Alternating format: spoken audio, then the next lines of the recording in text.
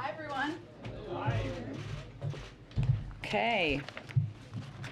I have two items for all of you at the top. This week we are marking the 1-year anniversary of the American Rescue Plan, which has been the key driver of our strong economic recovery, provided us with the tools needed to fight the pandemic, and made long-term investments to revitalize the local economy and communities around the country.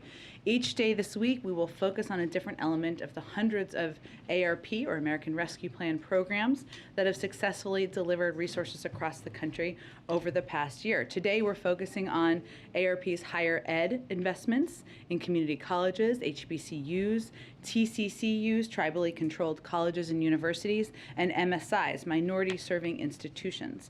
In a press call today with key members of Congress, Education Secretary Cardona will highlight the ARP's Higher Education Emergency Relief Fund to serve students and ensure learning continues during the pandemic.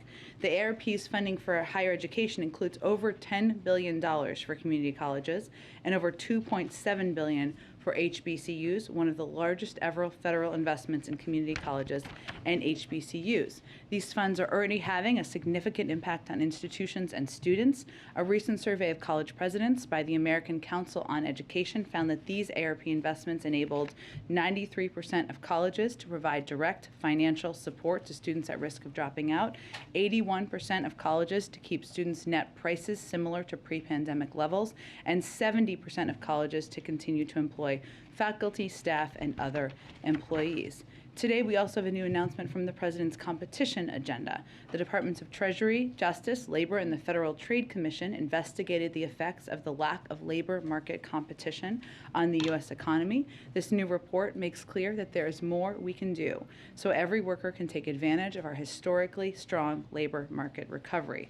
Corporate concentration and anti-competitive practices like non-compete agreements and misclassification have stifled wages for workers and reduced their power to bargain for dignity and respect in the workplace.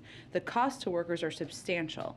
Lack of competition causes workers' wages to be 20% lower than what they'd otherwise earn. The report also shows that diminished labor market competition holds back our entire economy, inhibiting innovation, increasing prices, and curbing economic growth. And finally, I know some of you will be traveling with us to Fort Worth, Texas tomorrow, so I want to give you a little bit of a preview of that. Tomorrow, President Biden and Secretary of Veterans Affairs Dennis McDonough will travel to Fort Worth, Texas, to speak with veterans, caregivers, and survivors about addressing the health effects of environmental exposures such as burn pits. This is obviously something the President talked about in his State of the Union address a little less than a week ago. They will visit the Fort Worth VA clinic and receive a briefing from VA doctors and nurses on their primary care and specialty health services for veterans. They will also speak with veterans and patient advocates about different challenges facing the community. Then they will deliver remarks at Tarrant County Resource Connection on expanding access to health care and benefits for veterans affected by exposure to harmful substances, toxins, and other environmental hazards, including those from burn pits, as part of the Unity Agenda for the nation.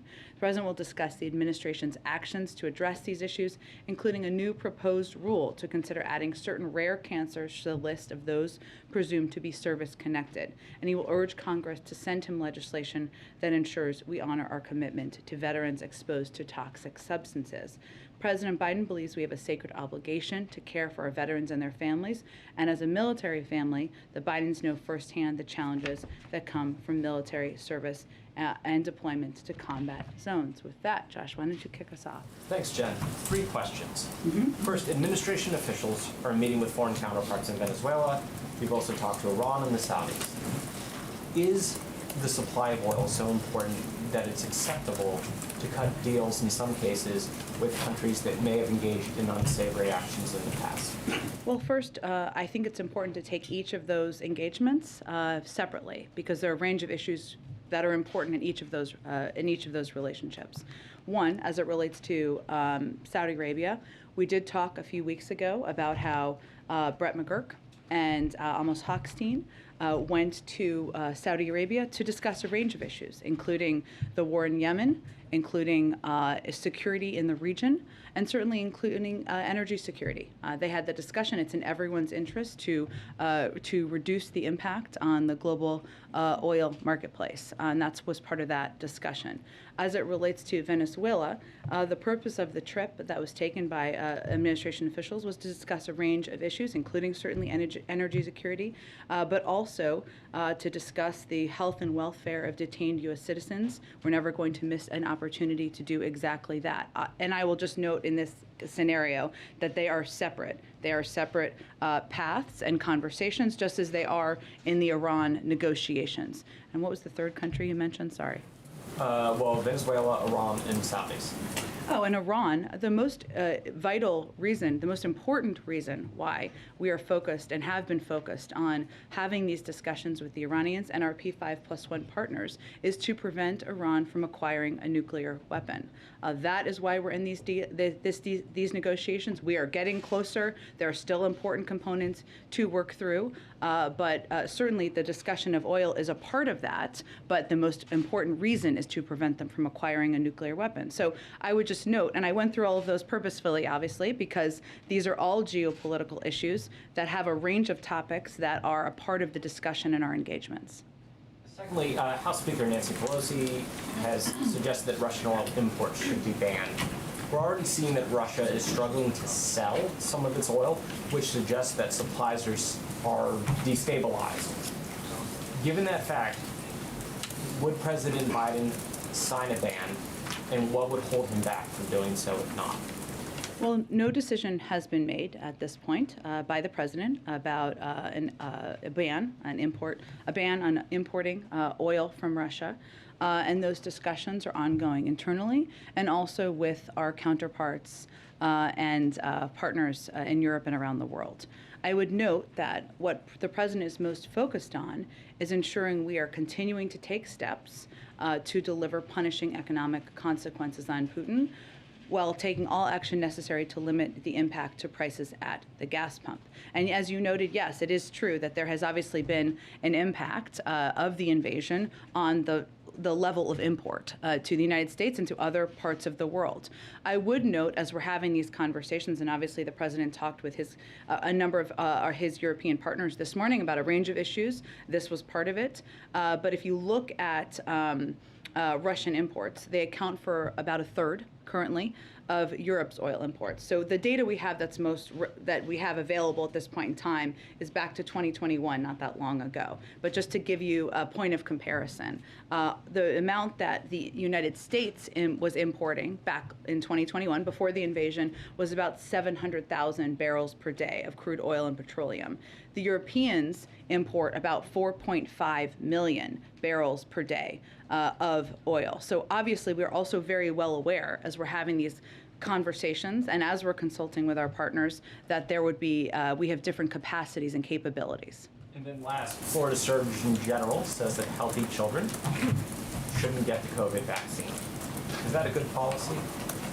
Absolutely not. Let me just note that we know the science, we know the data, and what works, and what the most effective steps are in protecting people of a range of ages from hospitalization and even death. The FDA and CDC have already weighed in on the safety and efficacy of COVID-19 vaccines for those 5 and older.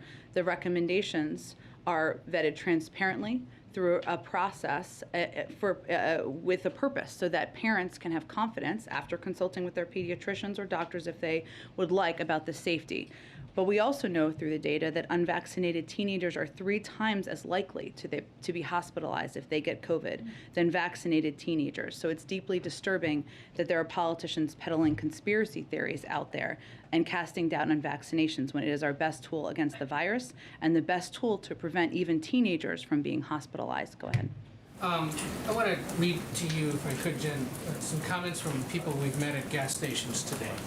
One woman saying, "I just never imagined to see the cost of gas be this high." Another said, "It's a huge stressor to my financial situation, a huge stressor. It's kind of like something I've stressed about, like during the day, will I be able to afford gas? How much money do I have?" What is the White House, what is the President's message to Americans who are going to the gas station today and seeing prices so high? Well, the President's message is that he is going to do everything he can to reduce the impact on the American people, including the price of gas at the tank.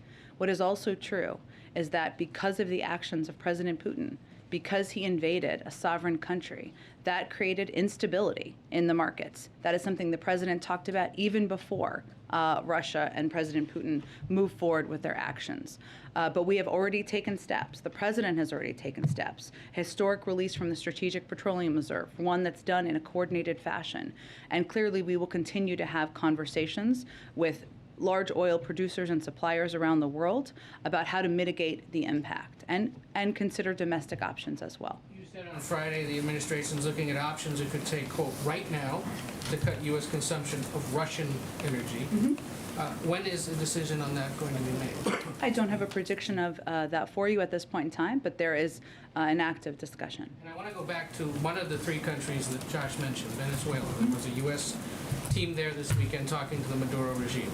Sanctions have been in place since 2019, lack of diplomatic engagement since then because of electoral fraud, because of all the things that that regime has done to the Venezuelan people.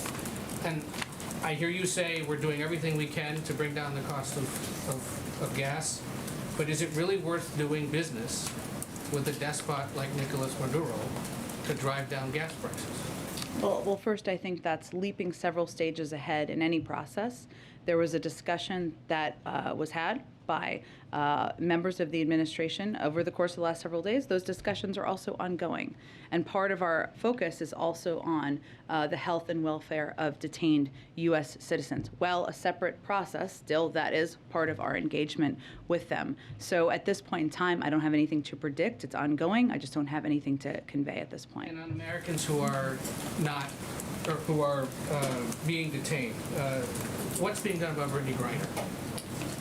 Well, we of course have seen the reports because we do not have a Privacy Act waiver, which I think you are all familiar with. I can't speak to them more specifically. Of course, we obviously do everything we can when there are any reports of Americans who are detained through the State Department and through diplomatic channels. But I would point you to the State Department for more. But given we don't have a Privacy Act waiver, it's unlikely we would say more. You're not aware of any other Americans like her who've been detained in recent weeks under similar incidents? Again, I have nothing to report from here, Ed. I would say that the Privacy Act waiver, which is required for us to be able to speak to any instances. But given you asked me about the particular report, I wanted to speak to that. Go ahead. Thank you, Jen. It sounds like you guys are blaming Putin for the increase in gas prices recently, but weren't gas prices going up anyway because of post-pandemic supply chain issues? Well, I think there's no question that, as we have seen, and outside analysts have conveyed this as well, the increase and the anticipated continued increase, which was, I think, what some of your colleagues were asking about, that is a direct result of the invasion of Ukraine, and also there was an anticipation of that was factored in as gas prices have gone up. So you say that you're going to do everything that you can to reduce the impact that high gas prices have on Americans. We're asking other countries to think about maybe pumping more oil. Why not just do it here? Well, to be very clear, federal policies are not limiting the supplies of oil and gas. Let me finish. Let me finish. An executive order his Peter, first week that halted new oil and gas. Let me give you the facts here, and I know that can be inconvenient, but I think they're important in this moment. To the contrary, we have been clear that in the short term, supply must keep up with the demand. We are, and here and around the world, while we make the shift to a secure, clean energy future, we are one of the largest producers with a strong domestic oil and gas industry. We have actually produced more oil. It is at record numbers, and we will continue to produce more oil. There are 9,000 approved drilling permits that are not being used. So the suggestion that we are not allowing companies to drill is inaccurate. The suggestion that that is what is hindering or preventing gas prices to come down is inaccurate. Would President Biden rescind his executive order that halts new oil and natural gas leases on public lands? Well, 90% of them happen on private lands, as I'm sure you know, and there are 9,000 unused approved drilling permits. So I would suggest you ask the oil companies why they're not using those if there's a desire to drill more. Would President Biden ever undo his executive order that stopped the construction of the Keystone XL pipeline? Are you suggesting that would solve the gas prices issue? Well, do you think that that would maybe affect prices faster than getting the whole country off of fossil fuels? I actually don't think it would. The Keystone was not an oil field, it's a pipeline. Yeah. Also, the oil is continuing to flow in just through other means. So it actually would have nothing to do with the current supply imbalance. So gas prices are approaching an all-time high per gallon. How high would they have to get before President Biden would say, I'm going to set aside my ambitious climate goals and just increase domestic oil production, get the producers to drill more here, and we can address the fossil fuel future later? Well, again, Peter, the U.S. produced more oil this past year than in President Trump's first year. Next year, according to the Department of Energy, we will produce more oil than ever before. Those are the facts in terms of oil production. And again, right now there are 9,000 unused approved permits to drill onshore. So I think you're misidentifying what the actual issue is. But if we're looking to the future and what we can do to prevent this from being a challenge in future crises, the best thing we can do is reduce our dependence on fossil fuels and foreign oil, because that will help us have a reliable source of energy so that we're not worried about gas prices going up because of the whims of a foreign dictator. Right, and you guys think that asking Saudi Arabia or Venezuela or Iran is reducing our dependence on foreign oil? That's actually, I just outlined each of those specific scenarios and the range of discussions that we're having with each of those countries. I don't think anybody is advocating for Iran to continue acquiring a nuclear weapon, perhaps except for the former president who pulled us out of the deal. Go ahead. President Zelensky spoke with ABC today. He says that he's had a long-standing request in with allies to access these Soviet-era fighter jets. So I want to ask you about this backfilling, this possibility of backfilling these fighter jets. He says President Biden can do more to make this happen. What's your response to that, and what's the holdup? Well, just for clarity, I know everybody's following this very closely, but to catch others up, we're talking about Polish planes, right? These fighter jets that they are requesting. We're working with Poland on this issue and consulting with the rest of our NATO allies on it. This is Poland's sovereign decision to make. We have in no way opposed Poland transferring planes to Ukraine. But to go to the source of your question here, I think, Cecilia, there are a number of challenging practical questions, including how the planes would actually be transferred from Poland to Ukraine, right? So are they going to fly? Where will they depart from? Where will they land? Those are all very important questions here.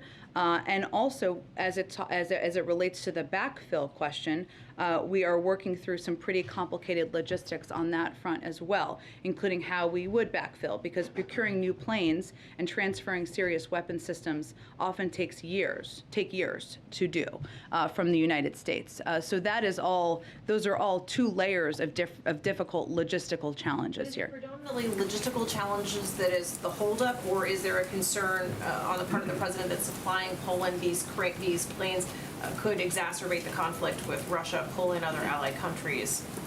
Well, I think there's an important question here, as I touch on a little about where they take off from and where they land, right? There is a air base that is a NATO air base in Poland. If you have planes departing from there, that could be a challenging circumstance. What are the other options, and where do they land? So those are some of the logistical challenges. Obviously, the Department of Defense can speak to this more intensively, but we're looking at all of those factors. But we are not certainly preventing or blocking or discouraging Poland. They are a sovereign country. They make their own decisions, but it is not as easy as just moving planes around. And President Zelensky said that in recent days that all of the people who will die from this day will die also because of you. He's essentially saying the West will have blood on its hands if it doesn't do more. Is the president happy with? Does he believe the administration's response so far to this crisis has been adequate? Is he okay? Does he consider this successful at this point? I mean, Cecilia, I don't think anybody watching this anywhere around the world feels happy. But let me finish. This is barbaric. It's horrific to watch. I mean, you have 1.5 million, if not more, refugees crossing the border. You have mothers and children dead on the side of the road.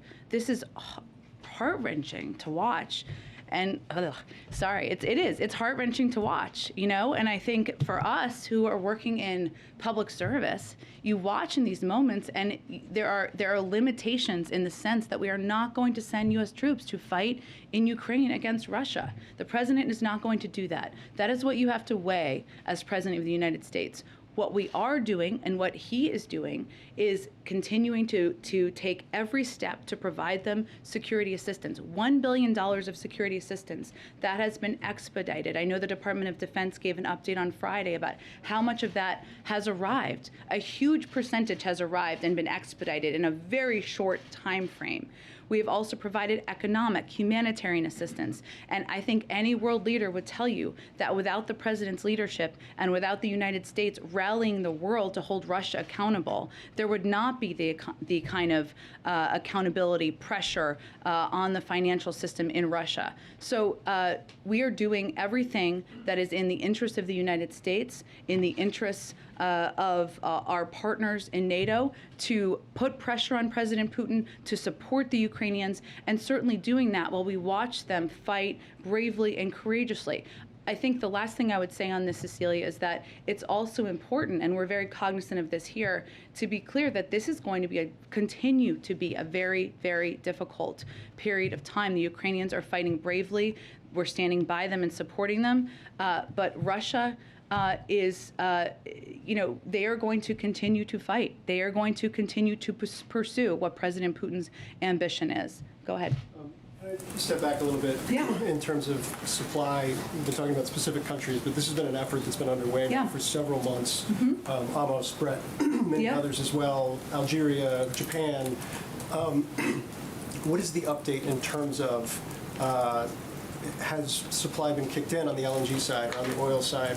Where does that stand given the extensive effort in the lead up to now to try and backfill and ensure stability on the supply side? You mean for the global markets for natural gas?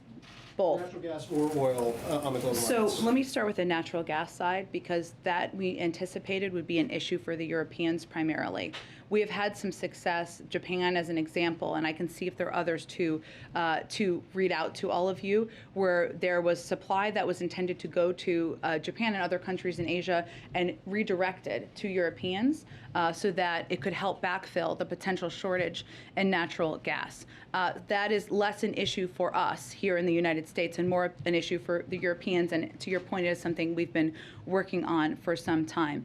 In terms of global oil supply, I don't have anything to read out for you at this point in time. Those conversations certainly have been ongoing, but the the coordinated release from the Strategic Petroleum Reserve and the continued discussion about that has been a part of the effort to address the shortage or the potential for shortage in the marketplace. But 60 million barrels is, I'm not trying to minimize it, but it's a drop in the bucket given the scale of the kind of dislocation we've seen. Is there a trigger in terms of the conversations with global allies, partners, players in the supply market that would cause them to come in based on the conversations that have had? Like, what is going to bring them in and make clear that the months of work you guys have put into this actually results in something tangible? Sure. I certainly understand your question. What I was trying to convey is that that's part of what we've done to date.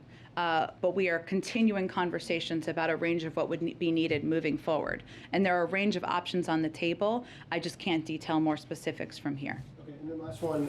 How much does it weigh on the administration if you move towards cutting Russian imports of oil, that it would be a unilateral move in the face of what had been a very carefully calibrated coalition up to this point where energy was considered off the table for the most part? Sure. Well, I would say this is one of the reasons that I gave the example of how much our capabilities and our capacities are very different, both because we import such a smaller percentage of oil from Russia than the Europeans do, but also because we have a much larger capacity for producing our own oil. So it is a very different circumstance, and certainly we are going to continue to consult with, continue to convey where our plans, where our discussions are here internally with the Europeans, but I would look at it through a different prism than past coordinated efforts. Go ahead. Can I just follow up there? Just today, Russia said that it could cut off fuel through the Nord Stream 1 pipeline, not Nord Stream 2. You know, to what extent are you concerned that European allies who depend so incredibly on these oil and gas imports from Russia could really be stuck? I mean, like, what? I realize you're making efforts, but you know, to what extent does that factor in, and what do you say to Russia in terms of this threat?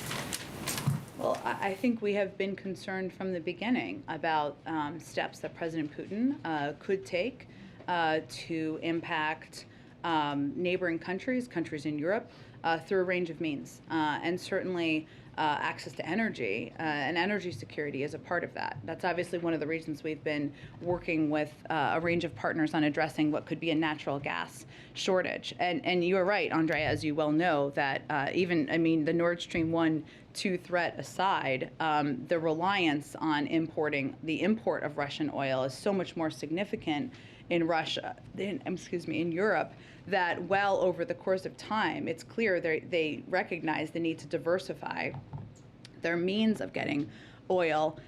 This is a bigger challenge and puts them in a more challenging position. And we recognize that from here, even as the president is considering steps that we could take from here. So it is one of the reasons why why people like Amos Hochstein, Brett McGurk, others from our national security team have been engaging in a range of discussions over the course of the last several months.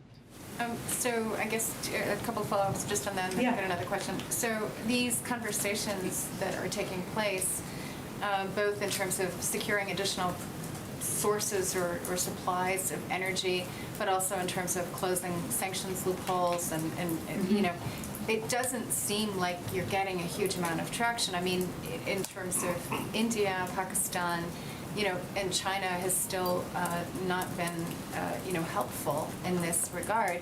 How would you assess the success of that? And then just quickly on the what you were saying about the European supplies. So are you saying that the coordinated action one shouldn't view the differentiation on energy as a failure of the coordination? So on the second piece, yes, that's what I was saying, and that we recognize, and the president and other national security officials have been very clear in our conversations that we have a different circumstance as it relates to Russian oil because we import such a smaller amount and because we have our own production capabilities and capacities, and that is different. We recognize that. On the first piece, tell me, sorry, what was the first part of your question? Success of this outreach. Yeah. I mean, you're sending people all over the globe, basically, to, you know, either virtually or in person to continue to try to isolate Russia, and it doesn't seem like you're getting as much traction with some of these countries as you might have hoped. I wouldn't look at it through the isolating. That's part of our overarching effort here, right? But as it relates to oil supply, what we're trying to do is engage with energy producers and those with reserves of oil supply to make sure that we are addressing the supply in the marketplace. Obviously, the coordinated release from the Strategic Petroleum Reserve just a few days ago is an example of that. And I certainly understand you're asking which country is here and where are we having those conversations. I understand those questions. I just can't get into more specific details from here because it wouldn't be constructive to our efforts to make progress. Go ahead. Okay. About Iran, I'm sorry. Sure. Yesterday, Secretary Blinken said that sanctions on Russia over Ukraine have nothing to do with cooperation with Moscow on the Iran nuclear deal. But today, Russian Foreign Minister Lavrov doubled down in saying that all participants must have unhindered cooperation. Are you doing anything to provide Russia any kind of written guarantees in order to bring this, you know, Iran nuclear deal over the finish line? Well, again, I think on this, we're making progress together. Russia is a member of the P5+1. I don't think anyone believes it's in their interest for Iran to acquire a nuclear weapon, and that is how we're approaching these negotiations and discussions. And certainly, as the Secretary of State said just yesterday, we don't believe that the sanctions on them have anything to do with that shared goal. Go ahead. What's the status of those talks? What would you We're like? continuing to make a great deal of progress. Obviously, the harder things always happen at the very end of the process, and that's where we stand at this point in time. Go ahead. So, question from the so two quick ones on oil and then Yeah. just one other one. You mentioned the meeting this morning with Britain, France, and Germany that the president had with the leaders. Did they, in that conversation this morning, express either a willingness or a hesitance to ban oil or limit oil imports to their countries from Russia? Their countries all have wonderful spokespeople who can speak for those countries. We did do a readout.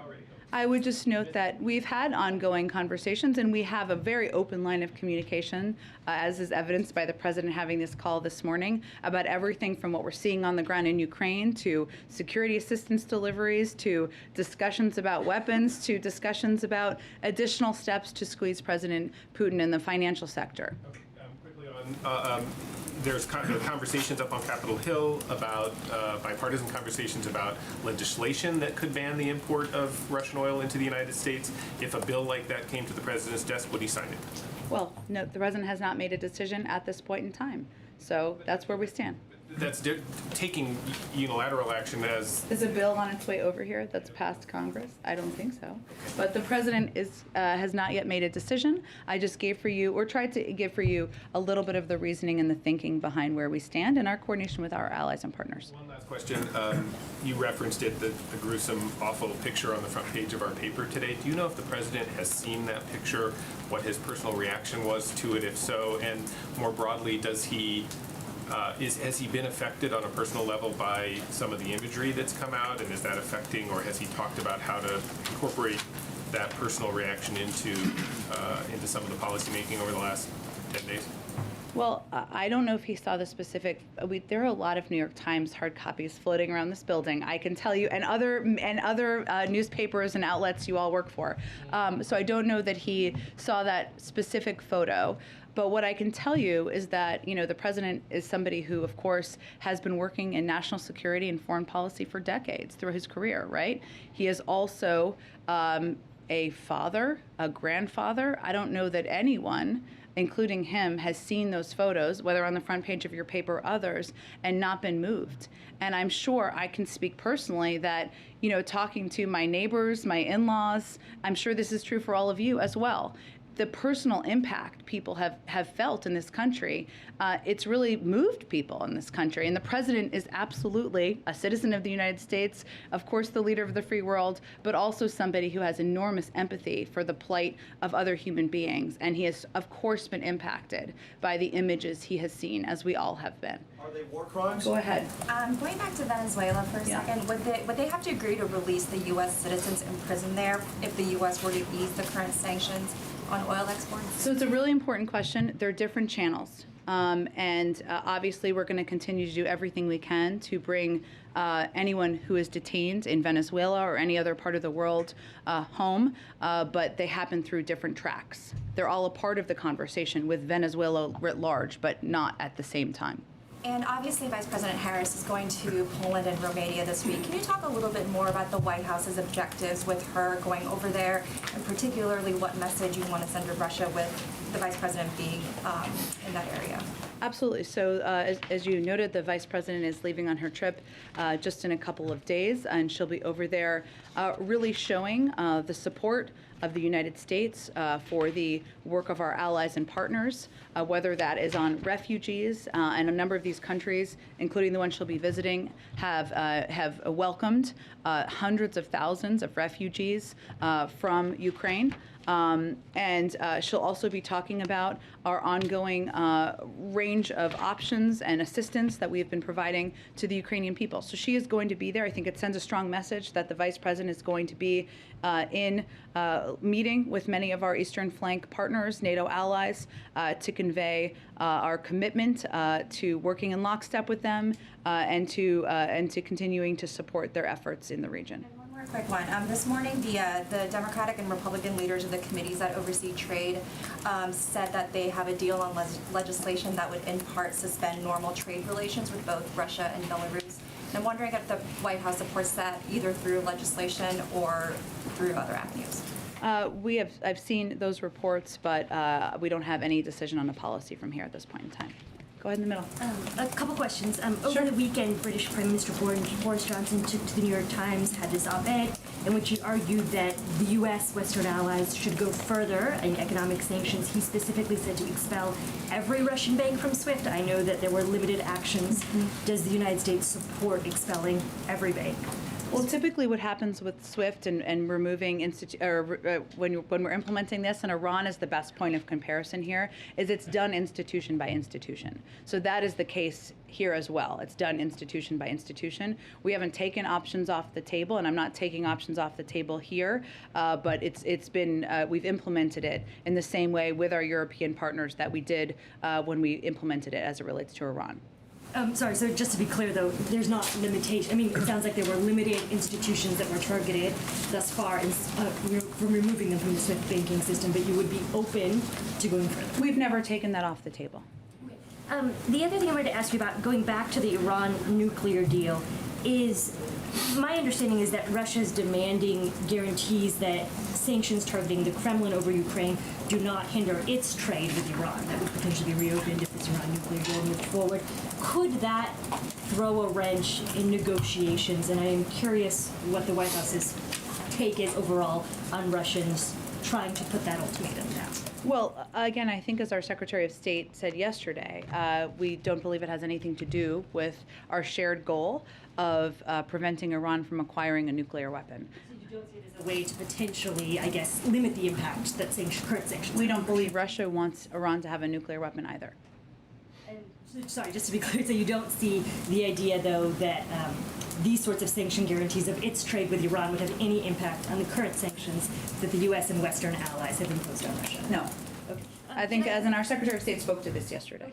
Can I ask you one other question? In parts of southern Ukraine, it seems that Russia has shifted from a military takeover to essentially occupation. That it is now occupying parts, occupying towns. Does the White House support the Ukrainian people's right to resist the occupation and essentially through any means necessary?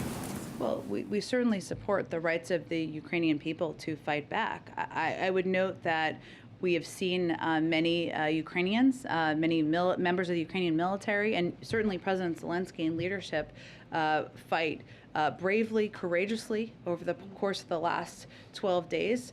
I think it's also true that the world needs to be prepared for a very long, difficult road ahead. While they are fighting bravely and we are standing with them and supporting them, the Russians are still intending to grind out military advances in the short term, just by sheer manpower and firepower. So yes, we support their right to push back and to fight back against that. Go ahead. On businesses, is there any concern in the White House with all these Western companies that are suspending operations with Russia, that just ends up deepening ties between Russia and China, that this is really forcing Russia in its connections deeper into China? Well, as you know, we've seen that for some time, right? Long before Russia invaded Ukraine, them moving a little bit closer together or closer together. What is true on the economic front, though, is that the G7 alone, and that is not the totality of the unity as it relates to these sanctions, accounts for about 50% of global GDP, while Russia and China, account for only 15%. So they can't backfill the impact of these sanctions from China. It's just not possible. Now, we've also seen China abide by the sanctions that have been put in place. They obviously abstained also from the UN Security Council vote and have made some comments about the sovereignty and territorial integrity of Ukraine. If they don't abide by the sanctions, we always have, we clearly have means to take steps, but that's what we've seen to date. So it doesn't sound like the White House is concerned that some of these withdrawals will backfire and create permanent ties between Russia and China. Well, we know they were moving closer long before the invasion, which is, I think, an important component here. But as it relates to the economic ties, there's not a way, just based on purely their place in the economic marketplace, for China to completely backfill the impact of the G7 and others in the world and the financial sanctions. Oh, good. Saudi Arabia, Yeah. Is there any discussion in the White House yet for the president to call the Crown Prince, MBS, Mohammed bin Salman, to talk about oil?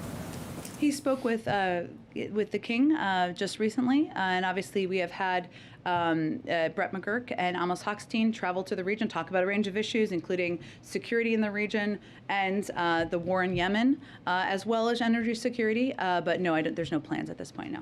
Jen, you detailed some of the challenges as it relates to the jets that are in Poland right now, the NATO base there, how you get it into Ukraine and do it in a way that doesn't instigate a wider war here. Vladimir Putin this weekend warned that implementing a no-fly zone would be considered a declaration of war, but he also went further. His language was, via translator, any move in this direction will be viewed by us as participation in the armed conflict. That very second, we will view them as participants, and it would not matter what members they are. So why does the U.S., or perhaps the U.S. and its NATO allies, have confidence that delivering those airplanes in any form will not be viewed by Vladimir Putin as an act of war? Well, first of all, there's already a war going on in Ukraine that's been instigated by Vladimir Putin. He was referring to a wider war that would bring in them as an added Well, I think you ask an participant. important question here, and it is, where do these military planes take off from? That's an important question, right? How do they land? How do they get there? The transporting of them. Those are all important factors. But he says any move in this direction. So even where they take off from almost doesn't matter. By any move means even the provision of them would be viewed as an act of war, conceivably. Now, Well, again, we can't speak to President Putin's what's in his mind, what's in his brain, and the totality of what his intentions are. We've already seen him take a range of steps. We've provided $1 billion in security assistance. We're not halting that, right? We're not halting our support for the Ukrainians. So we're not waiting for the advice of Vladimir Putin on what we're going to do here as it relates to backfilling planes. But the procurement or the providing of planes is up to Poland. They're a sovereign country. They can decide. I just wanted to outline some of the logistical challenges, which are real, and they're on a couple of layers. understood. Given the conversation we've had earlier about Iran, Venezuela, and Saudi Arabia, the president, as a candidate, said in November of 2019 of Saudi Arabia, he said, we would make them, quote, pay the price and make them, in fact, the pariah that they are. There's very little social redeeming value in the present government in Saudi Arabia. Does President Biden still stand by those words about the government of Saudi Arabia?